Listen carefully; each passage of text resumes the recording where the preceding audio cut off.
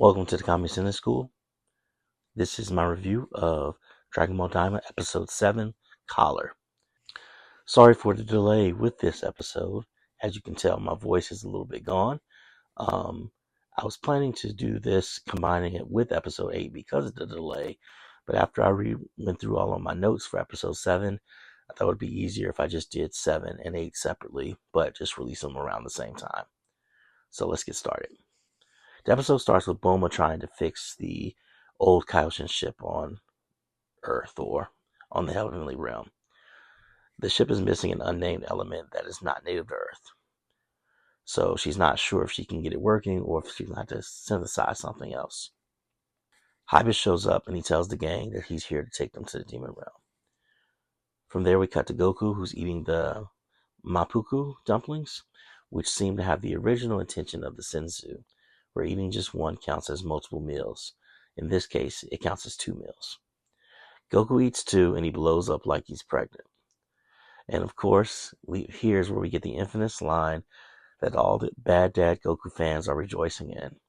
Pansy mentions that she can't imagine Goku raising kids, and he says that he wasn't really involved. People, again, Bad Dad fans are going crazy because they're like, see, they admit it, he's a bad dad, ignoring the fact that this is an accurate statement.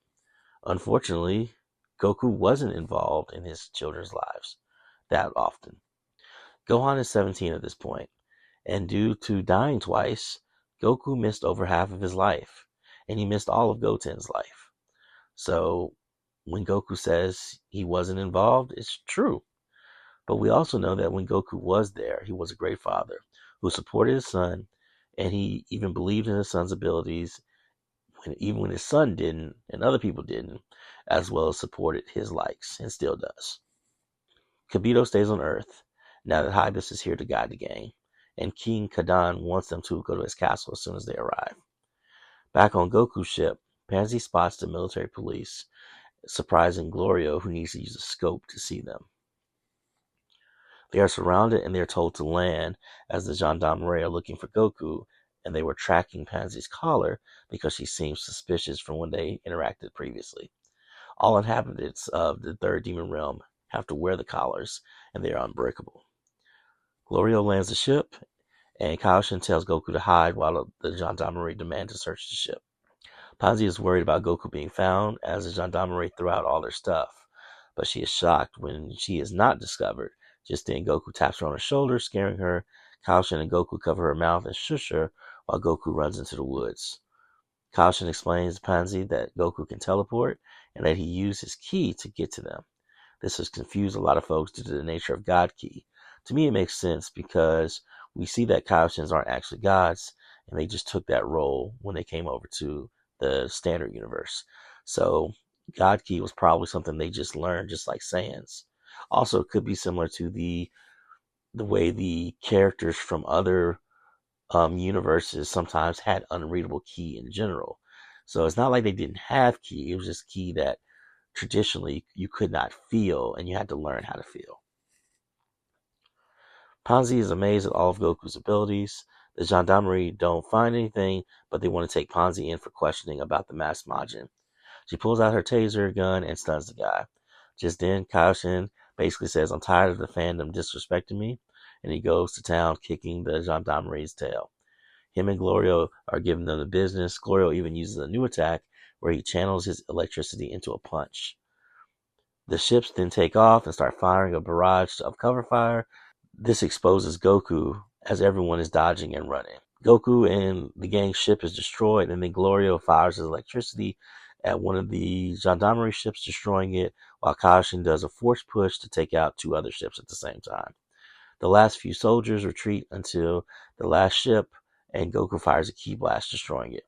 Pansy uses a device to disable the communication of the last remaining gendarmerie who are on the ground. They plan on taking one of their ships, but they're concerned about Pansy's collar. Kaioshin uses his abilities to destroy the collar.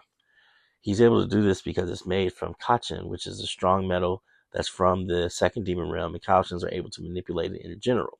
But also he mentions that it's a spell that she could potentially learn. So I feel like that's foreshadowing that at some point during the end of Daima, Ponzi is going to free all of her people by using that spell. Here's where we get a bit of information that has the super is non-canon folks losing their mind. Well, Ponzi asks Kaoshin what his real name is. He tells her Nahare. Goku then says that he's going to start calling him that.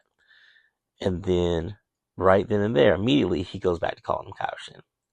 So that definitely felt like a troll to those people, because there's so many people who were just so quick to try to say everything in Daima is showing that Super's non-canon, blah, blah, blah, blah.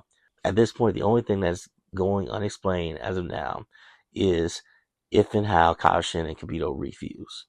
As long as that happens at some point, Super's still canon. Period. So the new plane that they have from the gendarmerie is twice as fast as their old one, and they're headed for the Tamagami. Gloria worries about using the stolen ship, but then Ponzi contacts a friend named Pearl, who is like her guy in the chair, and he uses his tech and hacking ability to scramble the identification pin for the ship. The other group, with Vegeta, Piccolo, and Bulma, they arrive in the Demon Realm, and Hybris talks to the king on a Star Wars-like holo projector. Gloria lands at the location of the first Tamagami. When you look at it, it looks like a boss arena from something out of Elden Ring, and there's a small town built up around the arena. Goku speaks with Gloria and Ponzi about the rules of challenging the Tamagami. After hearing everything, he says he's not quite ready to challenge them because he wants some food and bathroom before fighting. They go to a small restaurant where we learn that the last person to challenge the Tamagami was about 20 years ago, and they died. Ponzi also reveals that even Deborah couldn't beat the Tamagami, which again gives us a little clue into how strong the Tamagami potentially is. And Goku starts the challenge, and that's where the episode leaves off. Overall, I enjoyed the episode as a whole.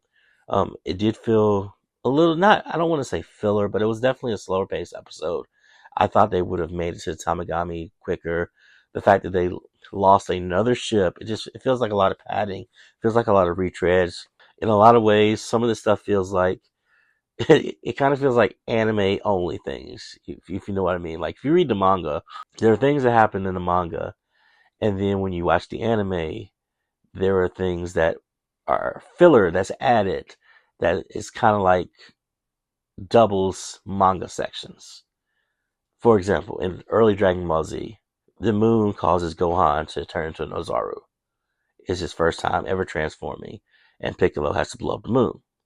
Later, there's a filler where an artificial moon is created that first turns Gohan essentially rabbit and feral, but then turns him into an Ozaru, and then Piccolo has to blow up the ship, which helps to stop the process.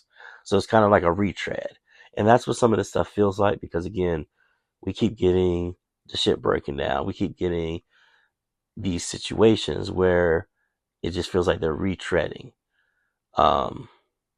which isn't terrible, but it is definitely noticeable. But in general, like I said, I still enjoyed the episode. I'm excited to see the next one and where we go from here. Sign off in the comments below. Thanks for watching. Have a great day.